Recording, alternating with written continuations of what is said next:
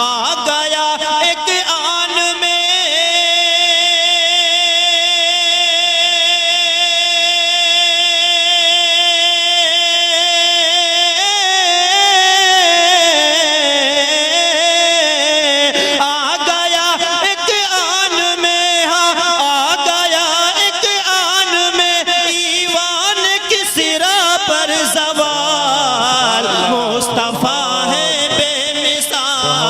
मुस्तफा है बेमिसाल। हजरत उमर की अदालत की सबसे बड़ी खुसूसियत ये थी कि वहाँ इंसाफ सस्ता था। वहाँ कोई आपको काजी के पास पहुँचने के लिए वकील की जरूरत नहीं है, डायरेक्ट काजी के पास अपना मुकदमा पेश कीजिए। हटो बचो का कोई शोर नहीं है, कोई गार्ड और कोई पुलिस वाला नहीं है। आप अगर दूर से आए हैं, घबराए हुए हैं, तो काजी खुद बताएगा आपको मुकदमा कैसे पेश करना है। और बहुत बड़ी बड़ी बिल्डिंगें नहीं हैं जहां आप घबरा जाएं। मस्जिद में अदालत लगती थी कि मस्जिद में तो हर आदमी नमाज के लिए आता है, लिहाजा अपना मुकदमा भी पेश कर सकता है। यह हजरत उमर की अदालत की पहली खुसूसियत थी। हजरत उमर ने जो अदालतें कायम की, जो जुडिशरी सिस्टम कायम किया, उसकी दूसरी खुसूसियत ये थी कि हजरत उमर के यहाँ इंसाफ में मुसावात और बराबरी थी। ये दुनिया बराबरी का नारा तो लगाती है, आजादी का नारा तो लगाती है, लेकिन बराबरी क्या होती है, आजादी क्या होती है, इसको हजरत उमर ने दिया दुनिया को। हजरत उमर की अदालत में सारे लोग बराबर थे, गरीब हो अमीर हो, मुसलमान हो गैर मुस्लिम हो, और वो मुहाजिर हो या मुहाजिरीन में से हो या अंसार में से हो, अरब का हो अजम का हो, अरब हजरत उमर की अदालत में सब बराबर है। आपको मैं 3-4 वाक़े इसके सुनाता हूँ। ज़ैद इब्ने साबित ये मदीने के चीफ जस्टिस हैं। हजरत उबई इब्ने काब और ज़ैद इब्ने साबित की लड़ाई हो गई, लड़ाई ना कहिए, कुछ तूतो मैमे हो गई। ये मुकदमा पहुंचा ज़ैद इब्ने साबित के दरबार में मदीने की अदालत में। जब हजरत उमर को आता हुआ ज़ैद इब्ने साबित ने देखा तो अपनी जगह से उठने लगे। हजरत उमर ने कहा बैठ जाओ, ये तुम्हारी पहली नाइंसाफी है, तुम्हारी निगाह में दोनों बराबर होने चाहिए, तुम मुझे देखकर उठने क्यों लगे, बैठ जाओ। जब वो बैठ गए, उबई इब्ने काब ने अपना मसला पेश किया, हजरत अमीरुल मोमिनीन ने अपना मसला पेश किया। उबई इब्ने काब से ज़ैद इब्ने साबित ने कहा कि तुम कोई गवाह पेश करो। उनके पास गवाह नहीं थे, और इस्लामी अदालत का उसूल है कि जब दावा करने वाला गवाह ना पेश कर सके तो फिर जिसके खिलाफ दावा किया गया उससे कसम ली जाएगी। लिहाजा अमीरुल मोमिनीन से कसम ली जानी थी। तो ज़ैद इब्ने साबित रजी अल्लाह तआला अन्हु ने उबई इब्ने काब से कहा कि उबई, अमीरुल मोमिनीन से आप कसम ना लो, कैसा लगेगा कि अदालत में अमीरुल मोमिनीन कसम खा रहे हैं। तो हजरत उमर इब्नुल खत्ताब ने ज़ैद इब्ने साबित से कहा कि ज़ैद, तुम काजी बनने के लायक नहीं हो, तुम जज बनने के लायक नहीं हो, तुम्हारी निगाह में दोनों लोग बराबर नहीं हैं, तुमको ये ओहदा किसने दे दिया। बाज़ रिवायतों में है इसके बाद ज़ैद इब्ने साबित को उन्होंने जज से हटा दिया। दूसरी मिसाल हजरत उमर का दरबार है। जबला इब्ने अयहम गस्सानी, ये मुल्क शाम की तरफ से आता है, ईसाई रहनुमा है, मुसलमान हो जाता है, 500 आदमियों को मदीने लेकर आता है।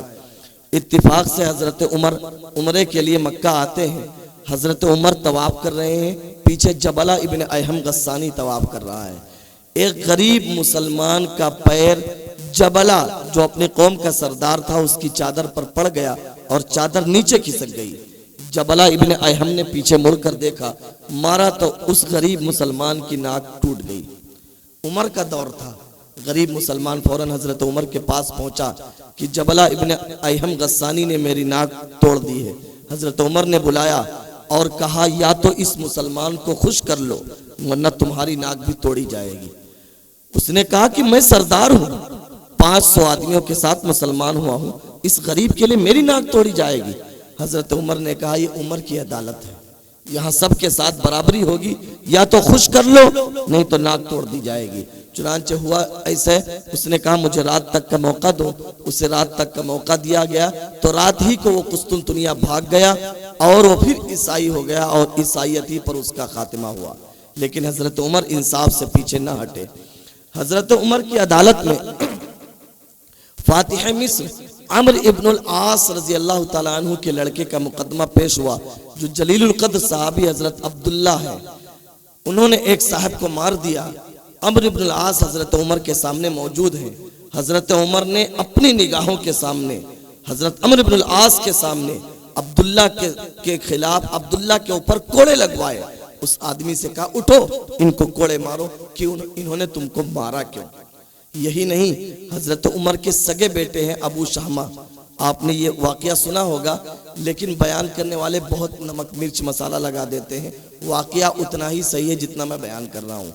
हजरत अबू शहमा ने शराब पी ली थी और हजरत उमर के साले हैं कुदामा बिन मज़ऊन, उन्होंने शराब पी ली थी। एक बेटा है, एक साला है। हजरत उमर की अदालत में जब पेश किया गया तो 80 कोड़े हजरत उमर ने अबू शहमा को अपने हाथ से लगाए। वो बेचारे इसको बर्दाश्त न कर सके और फिर बिल आखिर बीमार हुए, उनका इंतकाल हो गया। लोग कहते हैं हजरत उमर ने कब्र पर कोड़े लगवाए, ये सब कुछ नहीं है, लेकिन अपने बेटे को अपनी अदालत में 80 कोड़े लगाए और अपने साले के भी 80 कोड़े लगाए। ये बताया दुनिया को कि ये उमर की अदालत है, यहाँ ना इंसाफी नहीं होती, सबके साथ इंसाफ होता है।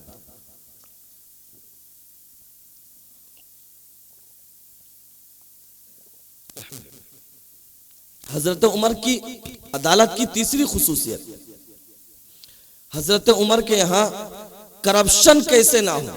अब तो मसला यही है ना, लोग जज ही को खरीद लेते हैं, अब क्या करोगे?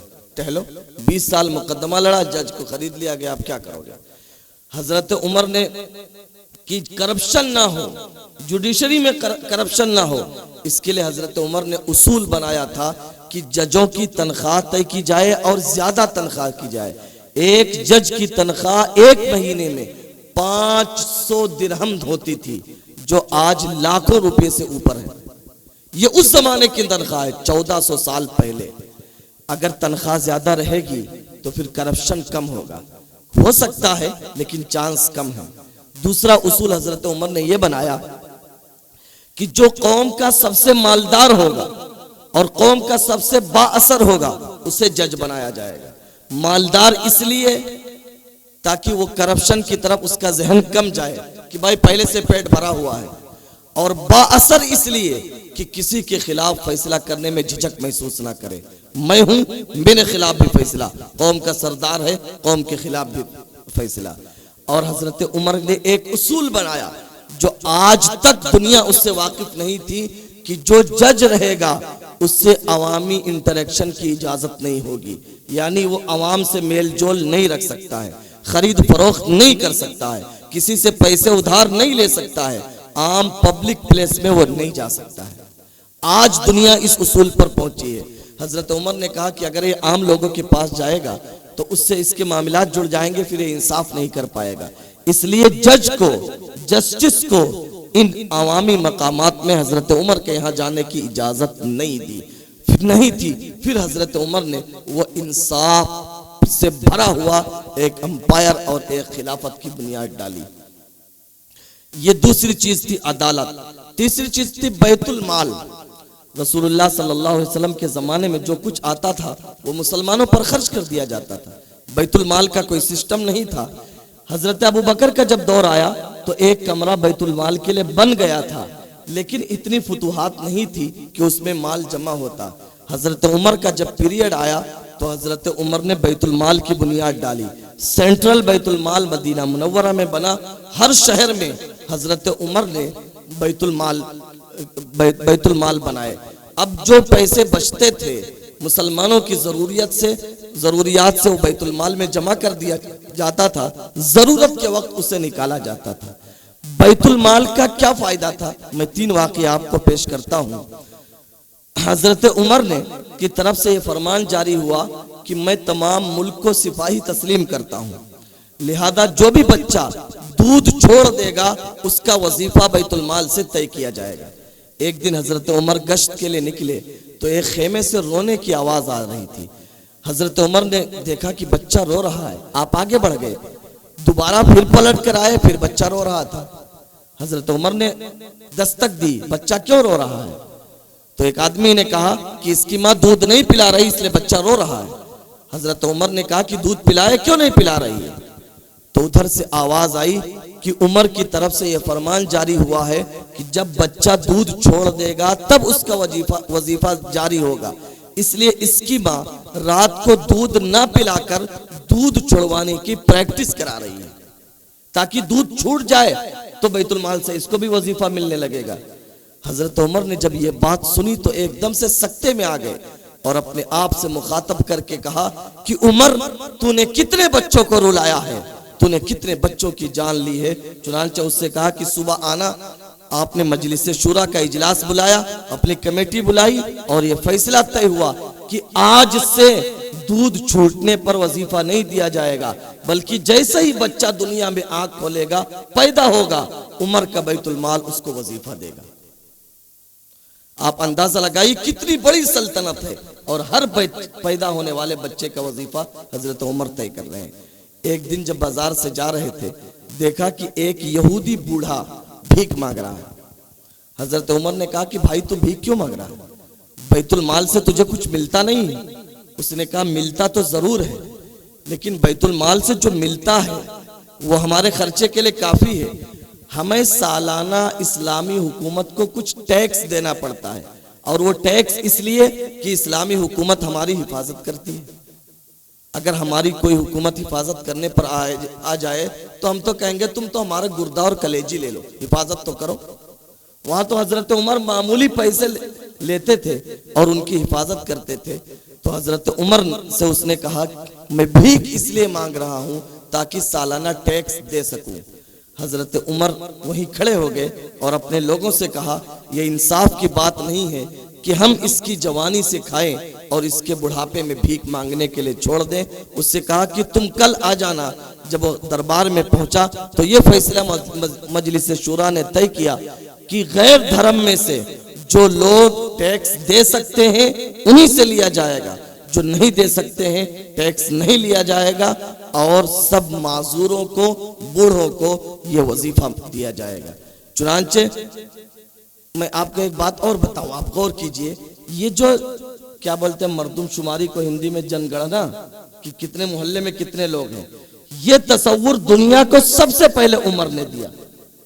पहले ये था कि हमारे इतने लोग हैं, इतने बस जाओ, नहीं, हजरत उमर ने सबसे पहले जनगणना करवाई कि कितने लोग हैं, उनके नाम लिखे, उनके फहरिस्त तैयार की, और फिर उन्हीं के हिसाब से जो माजूर थे, अपाहिज थे, जो पोलियो वाले थे, आज आपने सुना है कि उन्हें रिक्शा दिया जाता है, उन्हें वजीफा मिलता है। ये तस्वुर दिया किसने? कभी आपने गौर किया? ये तस्वुर उमर ने दिया था। हजरत उमर ने सबकी फहरिस्त बनवाई, लिस्ट बनवाई, और माजूरों के वजीफे बैतुल माल से जारी किए। हजरत उमर ने बैतुल माल से एक और फंड जारी किया, लावारिस का। आप देखते होंगे, अखबारों में पढ़ते होंगे कि माँ बच्चे को रोड के किनारे छोड़ जाती है, कौन पालेगा? हमारे यहाँ कोई यही निजाम नहीं। हजरत उमर के बैतुल माल से एक फंड जारी हुआ कि जो भी लावारिस बच्चा मिले, दूध पिलाने के लिए औरत रखी जाएगी, बैतुल माल उसका खर्चा बर्दाश्त करेगा। जब वो बच्चा बड़ा होगा, उसकी पढ़ाई लिखाई पर, तरबियत पर जो कुछ खर्चा आएगा सब बैतुल माल देगा। तीसरी चीज, यतीम खाना। यतीम तो दुनिया में बहुत पहले से है, और यतीमों के साथ जो ज्यादती है वो दुनिया की पुरानी संगीन तारीख है, सियाह। सबसे पहले यतीमों को सर बुलंद करने का हक रसूलुल्लाह सल्लल्लाहु अलैहि वसल्लम ने दिया, लेकिन यतीम खाने का मुनज़्ज़म निज़ाम हजरत उमर ने चालू किया। यतीम अगर मालदार होता था तो हजरत उमर उसके माल से तिजारत करवाते थे, ताकि जब यतीम बड़ा हो जाएगा तो उसको नफा मिले। अगर यतीम के पास पैसे नहीं है, हजरत उमर ने बैतुल माल की तरफ से जगह जगह यतीम खाने बनवाए, उनकी पढ़ाई लिखाई होती थी, उनकी तरबियत होती थी, उनको पाला जाता था। ये बैतुल माल का फायदा था। सन 18 हिजरी में एक कहत आया, हजरत उमर ने बैतुल माल के माल को जमा किया और सबकी, जैसे मैंने कहा, जनगणना करवा रखी थी पहले से, सबकी लिस्ट तैयार की, एक चेक बनाया जिस पर हजरत अमीरुल मोमिनीन की मोहर लगी, आओ सुबह शाम गल्ला ले जाओ, जिस चीज की भी जरूरत हो वो ले जाओ। चुनांचे वो आते थे, जो कहत जहां था, खुशकसाली जिसे आप कह लीजिए, कि बारिश होनी बंद हो गई थी, जिसकी वजह से लोग भूखों मर रहे थे। भूखमरी में हर आदमी को गल्ला मिलता था। जब मदीने का गल्ला खत्म हो गया, हजरत उमर ने अपने गवर्नरों को लिखा, शाम की तरफ से अबू उबैदा इब्नुल जर्राह ने 4000 ऊंट गल्लों के साथ मदीना भेजा था। 4000 ऊंट, 4000 लारियां समझिए, इतना उनके पास स्टॉक बैतुल माल में था। फिर उसके बाद फातिह मिस्र अम्र इब्नुल आस ने उस जमाने में 20 जहाज गल्ले से लदे हुए उन्होंने अमीरुल मोमिनीन के पास भेजा था। फिर हजरत अमीरुल मोमिनीन ने खुश्क साली से, भूखमरी से मुकाबला किया। एक और खास बात आपको यहां और बता दूं,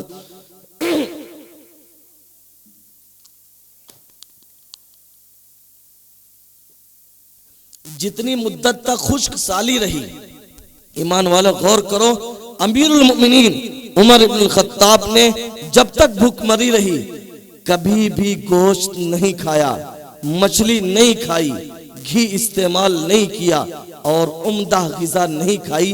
वो कहते थे मेरी रियाया भूखों मरे और उमर गोश्त खाए, ऐसा नहीं हो सकता। जब तक खुश्क साली रही हजरत उमर उन गरीबों के साथ शरीक रहे। हजरत उमर ने जो और निज़ाम दुनिया को दिया, ये मैंने आपके सामने बैतुल माल का निज़ाम रखा। उसके बाद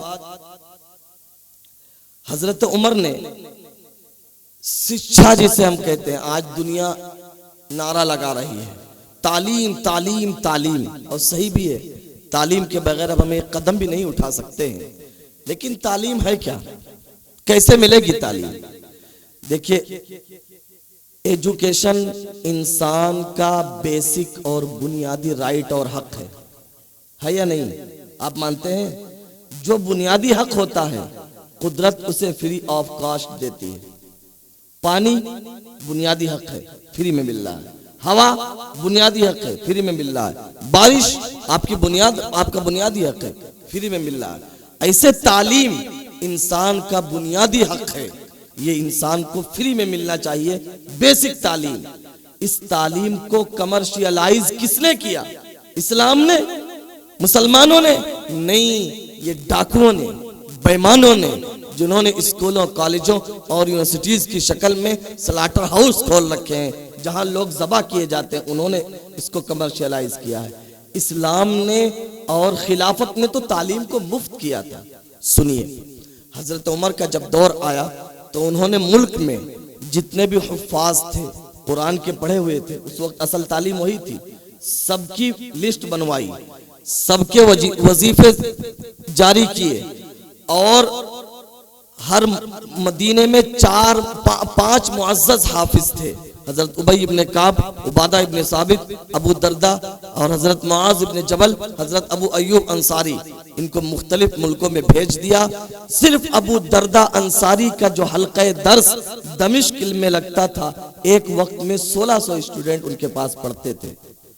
और हजरत उमर तमाम पढ़ाने वालों को बैतुल माल से वजीफा देते थे और उन्होंने एक विभाग कायम किया।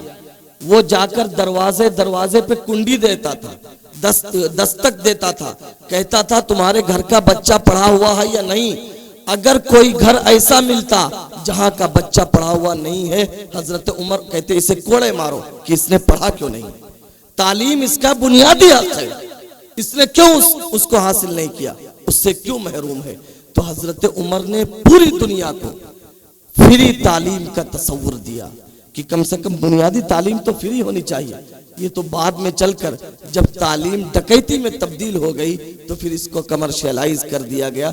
इसीलिए हजरत उमर का तस्वुर अब भी मदरसों में मौजूद है कि आपको मदरसे में फ्री में तालीम मिलेगी, फ्री में खाना मिलेगा और फ्री में आपको रिहाइश मिलेगी, सब कुछ आपको फ्री में मिलेगा। तो बुनियादी तालीम कम से कम या तो फ्री हो और फ्री ना हो तो इतनी सस्ती हो कि सब लोग अच्छी तालीम पा सके। अब आप अंदाजा लगाइए, मुल्क तरक्की पर है लेकिन अब भी 80% लोग वो हैं जो वेल एजुकेशन से महरूम है। क्यों? इसलिए कि तालीम इतनी महंगी कर दी गई। तो फ्री तालीम हो, ये हजरत उमर ने तस्वुर दिया। हजरत उमर का एक कमाल और, बस ये आखिरी बात है, फौज का निजाम पहले से था, आपको मालूम है, लेकिन पुलिस का निजाम हजरत उमर ने जारी किया, चौकियां हजरत उमर ने बनवाई। फौज में जो काम हजरत उमर ने किया वो मैं बताना चाहता हूं। फौज की छावनियां सबसे पहले हजरत उमर ने बनवाई। पहले होता था एक मुल्क की फौज एक जगह रहती थी, हजरत उमर ने छावनियां बनवाई। मोसिल में छावनी बनी, कूफे में छावनी बनी, मदीने के बाहर छावनी बनी। एक छावनी में एक वक्त में 4000 घोड़े तैयार रहते थे कि कभी भी जाना पड़ सकता है। ये तस्वुर छावनियों का आप देखते हैं जगह जगह, मेरठ छावनी, अंबाला छावनी, फला छावनी। ये तस्वुर दुनिया को सबसे पहले उमर ने दिया कि फौजों का एक जगह पड़ाव होना चाहिए। फिर फौज की तनख्वाहें मुतय्यन की गई, उनको कपड़ा दिया जाने लगा, उनको भत्ता दिया जाने लगा। वो आप एक फौज को मिलता नहीं, वो कूपन सा, फौज वाले कहीं भी जाए शॉपिंग कर सकते हैं साल में इतने का। ये तस्वुर दुनिया को सबसे पहले हजरत उमर ने दिया। उनकी चिट्ठी तय हुई। एक दिन एक औरत इंतहाई दर्दीले अशार गुनगुना रही थी। हजरत उमर ने उनके अशार को सुन लिया तो पूछा क्या मसला है। लोगों ने बताया कि इसका शौहर फौज में है, बहुत दिन हुए आए नहीं है। तो उन्होंने अपनी बेटी हजरत हफ्सा से पूछा कि एक औरत शौहर के बगैर कितने दिन रह सकती है। उन्होंने कहा ज्यादा से ज्यादा 4 महीने। हजरत उमर ने कानून बनाया कि नॉर्मल हालात में फौजी आदमी 4 महीने के बाद घर वापस आ जाएगा, लेकिन जब इमरजेंसी के हालात होंगे तो जाहिर सी बात है ज्यादा रहना पड़ सकता है। उसके बाद हजरत उमर ने फौज में जासूसी का निजाम बनाया। हजरत उमर जो कामयाब हुक्मरान थे वो इसलिए कि उनकी फौज लड़ती थी और जो नए फतेह होते थे उनको जासूस बना लेती थी कि तुम जासूसी करो।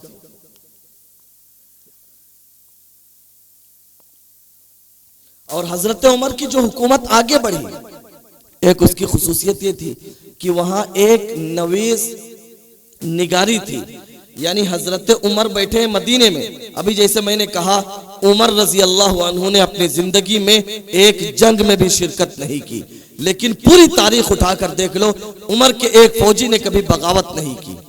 क्यों? बैठे हुए हैं वो मदीने पर, टाट पर सो रहे हैं, और फौज बगावत करने की जुरात क्यों नहीं रखती?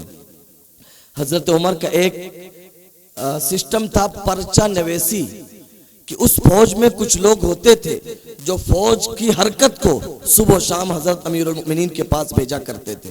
पता चल रहा है कि अमीरुल मोमिनीन मुसल्ले पर खड़े होने के लिए जा रहे हैं, फौज फारस में लड़ रही है, पर्चा आ रहा है मुसल्ले पर हजरत उमर के पास कि फला की तरफ से बगावत का खतरा है। वही फिर आप कमांडर के पास हुक्म भेज दिया करते थे कि फला के ऊपर मोहरा कसो, फला बगावत के मूड में है। लोग दंग रह जाते थे, कमांडर दंग रह जाता था कि ये फौज मेरे साथ है, मुझे इल्म नहीं है, और वहां मुसल्ले पर खड़ा उमर को इसका इल्म हो गया। इसलिए हजरत उमर की हुकूमत इंतहाई मजबूत थी।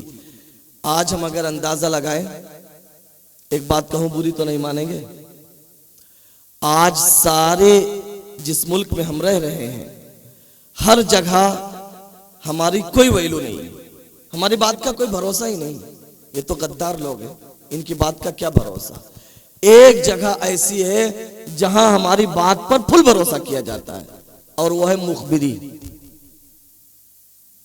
आज हमारी सबसे बेहतर मुखबिर वो है जो बढ़िया ईमान वाला हो। अब तो अल्लाह की पनाह दाढ़ी टोपी वाले और बुर्के वाले भी मुखबिरी में आ गई। हम शक की निगाह से देखे जाते हैं, लेकिन मुखबिरी में हमारा कोई जवाब नहीं है। हर मोहल्ले में 2, 4, 10, 50 मिल जाएंगे। आप अंदाजा लगाओ यार, हम मुखबिरी करके दुनिया की 2 दिन की इज्जत के लिए, 4 पैसों के लिए, एक कटिंग चाय के लिए, एक 500 की नोट के लिए हम अपने मुसलमान भाई की गर्दन पर छुरी चलवाते हैं। 10 साल उसको सलाखों के पीछे डलवा देते हैं, उसको जेल की सलाखों के पीछे डलवा देते हैं। उसके बाद उसके घर की हालत क्या होती है कभी अंदाजा है? बच्चे कुड़कुड़ कर जीते हैं, माएं कुड़कुड़ कर जीती हैं। और क्यों? मुसलमान भाई मुसलमान की मुखबिरी करता है और उसे जेल के पीछे डाल देता है। हजरत उमर के दौर में विभाग था, लेकिन दूसरों के लिए था। अब भी ये विभाग है, लेकिन हम अपनों के लिए इस्तेमाल करते हैं। ये नहीं होना चाहिए।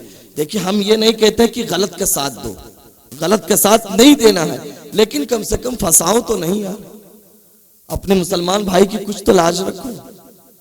ये हजरत उमर के ये उसूल हुक्मरानी थे, जिससे आगे अदालत का विभाग जो है, उससे आगे तो दुनिया ने एक कदम भी आगे नहीं बढ़ाया है।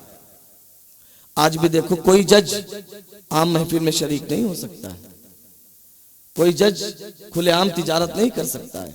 जब रिटायर हो जाएगा तो उस वक्त करेगा।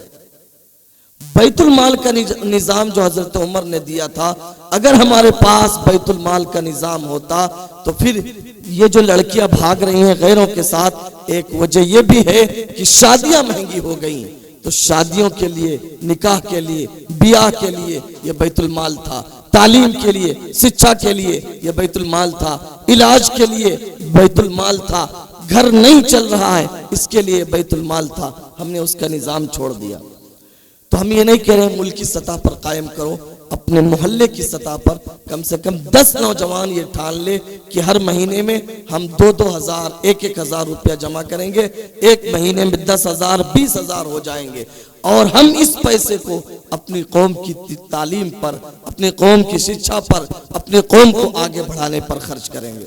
देखिए, आप ज्यादा अगर सर्कल बनाएंगे तो उसमें इंतशार हो जाएगा।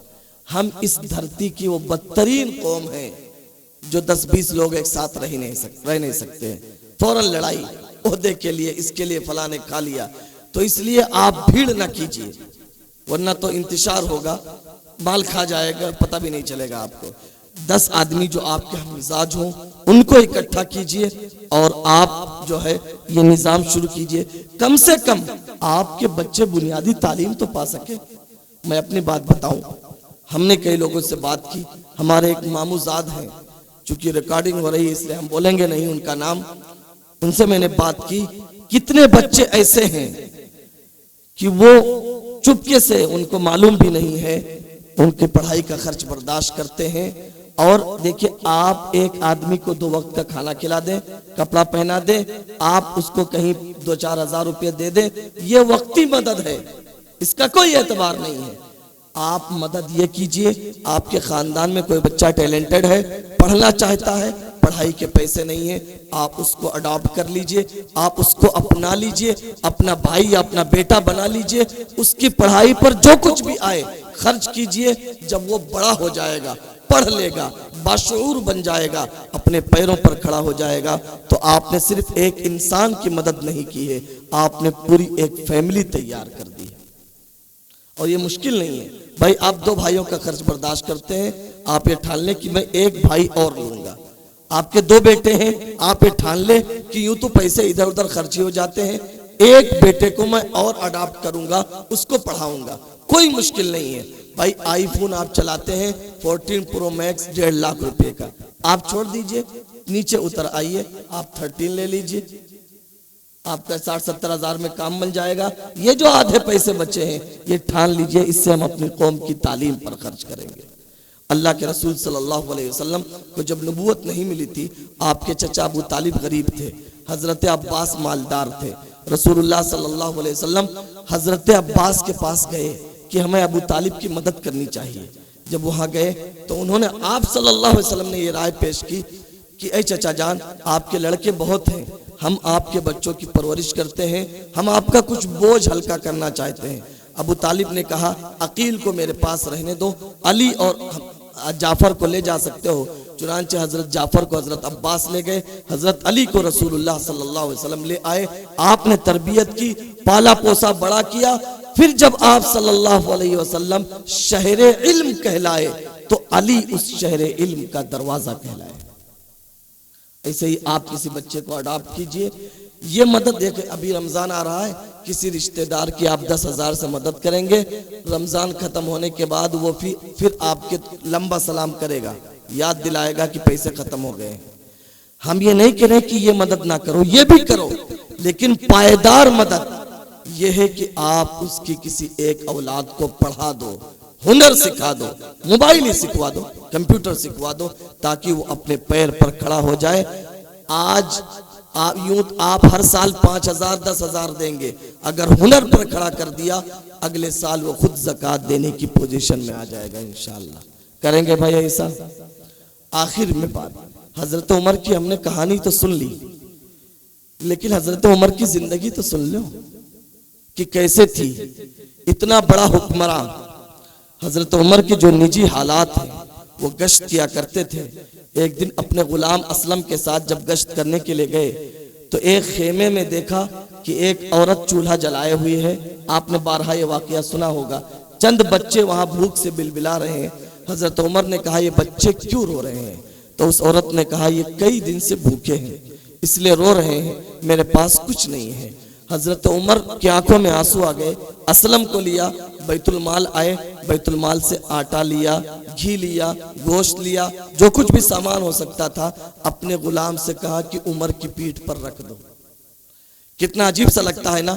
वो हुक्मरान कि कैसरो किसरा अगर समझ जाए कि उमर ने आज इधर देखा है तो उनकी नींद हराम है।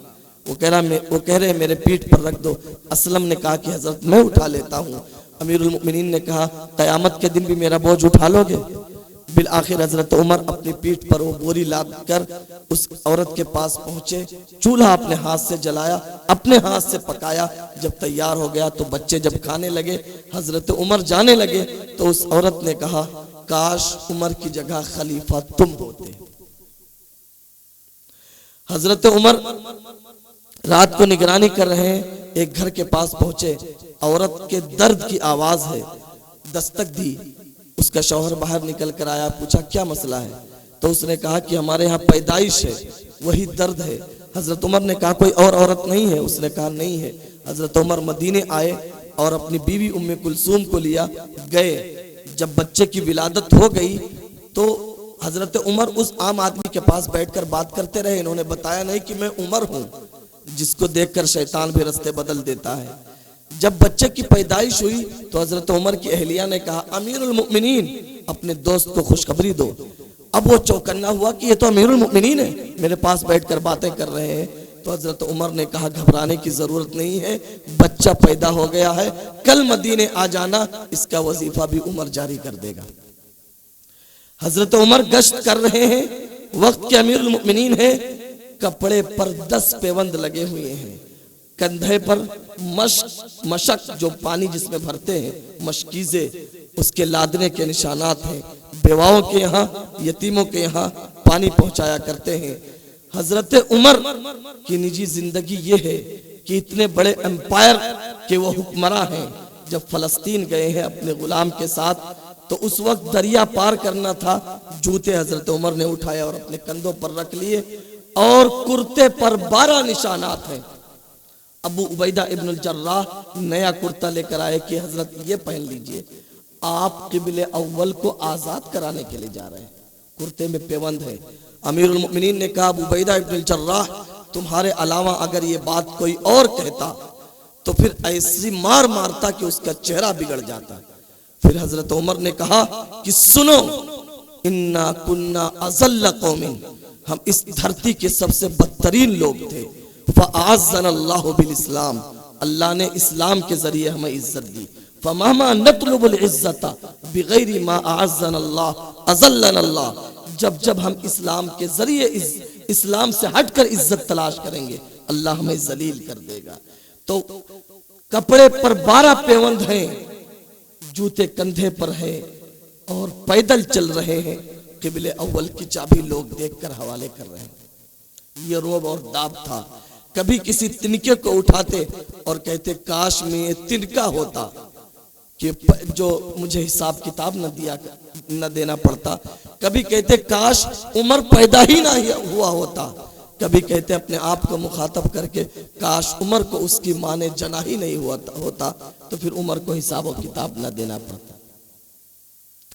उमर जैसा इंसान, एक बूढ़ी माँ उससे कह रही है और उमर खुद ऐलान कर रहे हैं, बल्कि शहद के लिए मस्जिद के मिंबर पर आकर इजाजत मांग रहे हैं ताकि हम मुसलमानों का हक न खाएं। और हम आप अंदाजा लें, मैं अपनी बात कर रहा हूं, आप तो नेक लोग हैं। सैयद सलार मसूद गाजी अलैहि रहमा की सरजमीन से आपका ताल्लुक है। पढ़ने के बावजूद लिखने के बावजूद, आलिम होने के बावजूद हम क्या दूसरों के हुकूक से पाक हैं? हमने कितने हक दबा रखे हैं?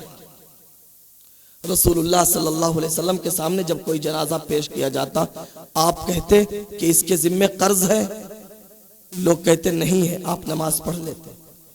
फिर आता, आप पूछते इसके जिम्मे कर्ज है, लोग कहते है। आप पूछते इसने माल छोड़ा है, लोग कहते नहीं। तो आप कहते इसकी नमाज तुम पढ़ लो, मोहम्मद अरबी इसकी नमाज नहीं पढ़ेंगे, ये दुनिया से दूसरों का हक लेकर जा रहा है, इसकी नमाज में नहीं पढ़ूंगा। हम और आप अंदाजा लगाएं, अगर आज नबी हमारे बीच में होते तो पूरे पूरे मोहल्ले की नमाज ना पढ़ते। शहीद जब शहीद होता है तो उसका कतरा जो खून का टपकता है, जमीन पर गिरने से पहले आसमानों में जश्न होता है, वो जन्नत में पहुंच जाता है। लेकिन शहीद अगर कर्ज लेकर मरता है तो वो कर्ज माफ नहीं होता। वो पब्लिक का हक था, वो लोगों का हक था, जब तक वो माफ नहीं करेगा अल्लाह ताला भी माफ नहीं करेगा। एक जंग के मौके पर एक साहब बहुत जिगरा से लड़े, लोगों ने कहा, और फिर वो शहीद हो गए।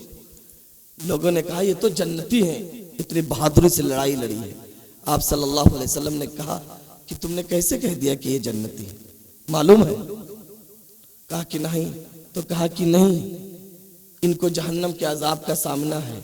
वजह यह है कि इन्होंने माले गनीमत में से एक चादर निकाल ली थी, आम पब्लिक का माल था, एक चादर निकाल ली थी, शहादत की मौत हुई, फिर भी जन्नत की गारंटी नहीं है। और हमने कितने लोगों का माल दबा रखा है और हम सोच रहे हैं कि ये तस्बीह हमें जन्नत दिला देगी। ठीक है, ये तस्बीह अपनी जगह है, लेकिन ये तस्बीह चक्कर जो लोगों को हमने दिए हैं उसको माफ नहीं करा सकती। लोगों को तो छोड़ो, हमने अपने घर में क्या इंसाफ किया? बाप मर जाता है, हमने बहनों का हक दिया? अगर नहीं दिया, दुनिया से हम जा रहे हैं, हम इस लायक नहीं कि हमारी नमाज जनाजा होती। अल्लाह माफ करे, कहीं ऐसा ना हो कि हौज़े कौसर पर रसूलुल्लाह सल्लल्लाहु अलैहि वसल्लम मुंह फेर ले कि तू क्यों आया है, तू तो बहन का हक मार कर आया। बाप के मरने के बाद सबसे पहला काम जो उस माल जो छोड़ कर गया है ये होता है कि उसके कफन दफन का इंतजाम किया जाए। दूसरी चीज, उसने अगर किसी से कर्ज ले रखा है तो उसका माल बेचकर या कैश से उसका कर्ज अदा किया जाए। अदा हो गए तो ठीक है, वरना कोई बात नहीं। तीसरी चीज, अगर कर्ज के अदा करने के बाद भी माल बचता है तो ये देखो कि उसने वसीयत की थी। अगर वसीयत की थी तो फिर तिहाई हिस्से के बराबर अगर उसकी वसीयत जितनी आ रही है उसको नाफिज कर दिया जाए, उसको पूरा कर दिया जाए। वसीयत का मतलब यह है कि बाप मरते हुए कह गया था कि मस्जिद में इतना दे देना, मदरसे में इतना दे देना, तो इसका मतलब नहीं कि पूरी दौलत आप दे दो।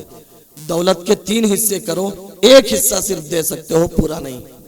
आपकी मर्जी पूरा दे दो, लेकिन पूरा देने के लिए सारे ही वारिसों का खुश होना जरूरी है। एक आदमी की रजामंदी काफी नहीं। बड़ा भाई फैसला कर ले कि नहीं हम दे रहे हैं, छोटे कौन होते? नहीं, अब तू यहां बड़ा नहीं है।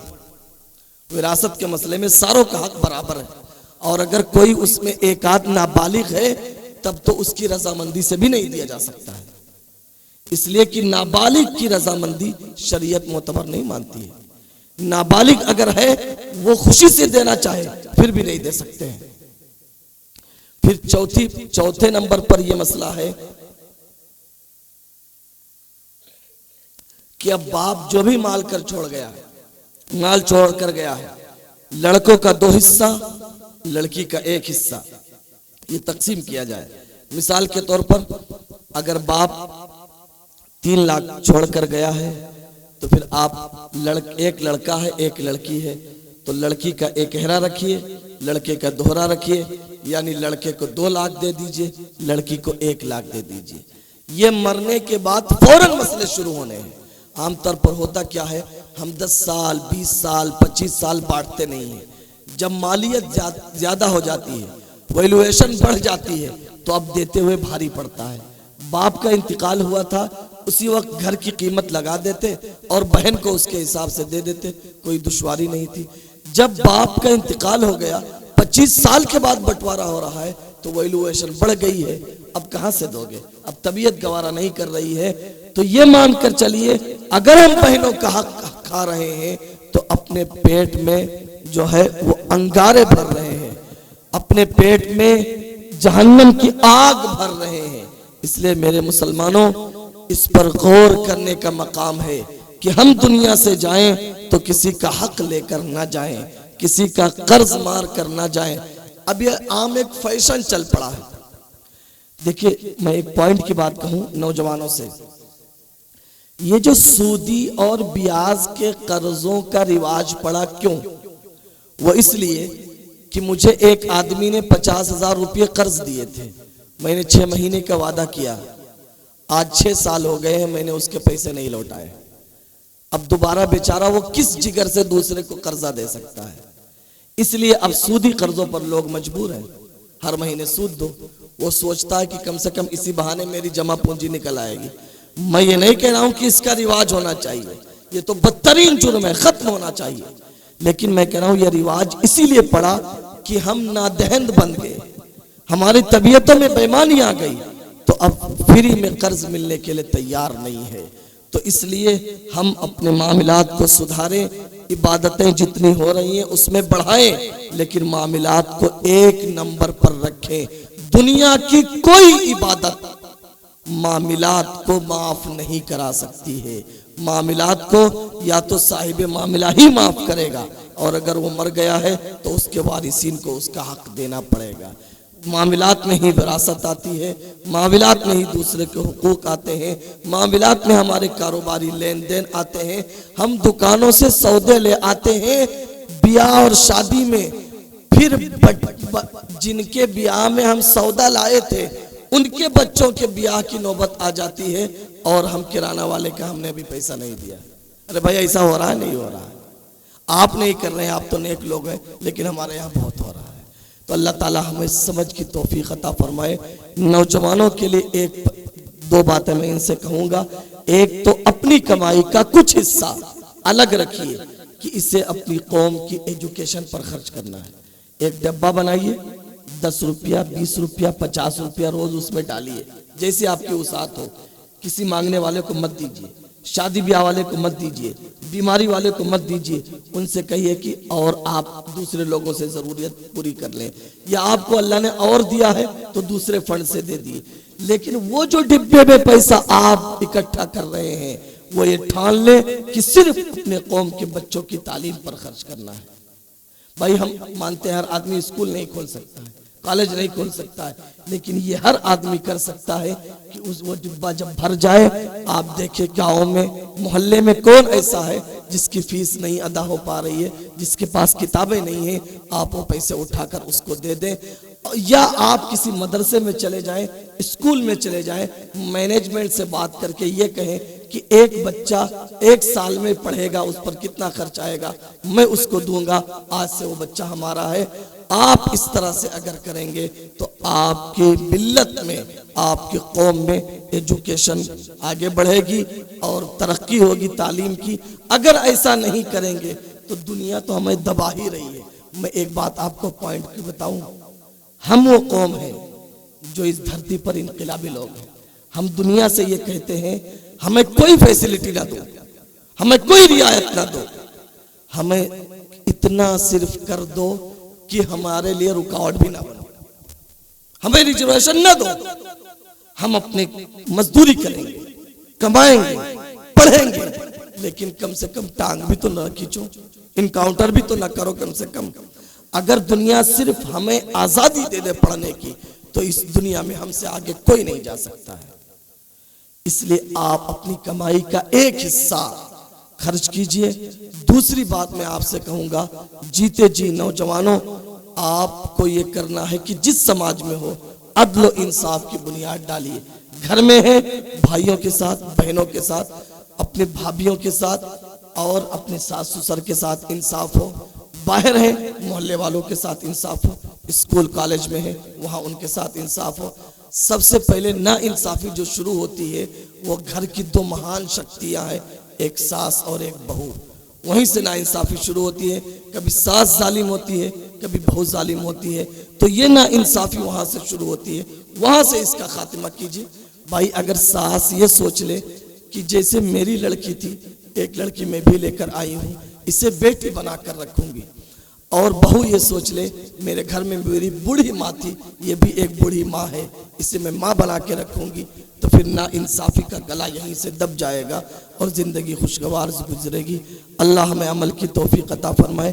कहना बहुत कुछ था, लेकिन शायद रात की वजह से आवाज़ भी साथ नहीं दे रही है। जो कुछ कहा गया है अगर उस पर अमल कर ले बहुत है। अल्लाह हमें अमल की तौफीक अता फरमाए, उमर की सीरत अपनाने वाला बनाए। कभी फिर मौका मिला और हाफिज सईद साहब ने अगर मौका दिया तो मैं आपको रसूलुल्लाह सल्लल्लाहु अलैहि वसल्लम के आखिरी हज का जो खुतबा था, जिसको ह्यूमन राइट का चार्टर कहा जाता है, पूरी दुनिया में इंसानी हुकूक का सबसे बड़ा चार्टर जो है वो आपका खुतबा हज्जतुल वदा है। फिर कभी मौका मिला तो इंशाअल्लाह आपको सुनाऊंगा और इस ज़माने में उसकी क्या वैल्यू है वो सुनाऊंगा। अल्लाह में अमल की तौफीक अता फरमाए।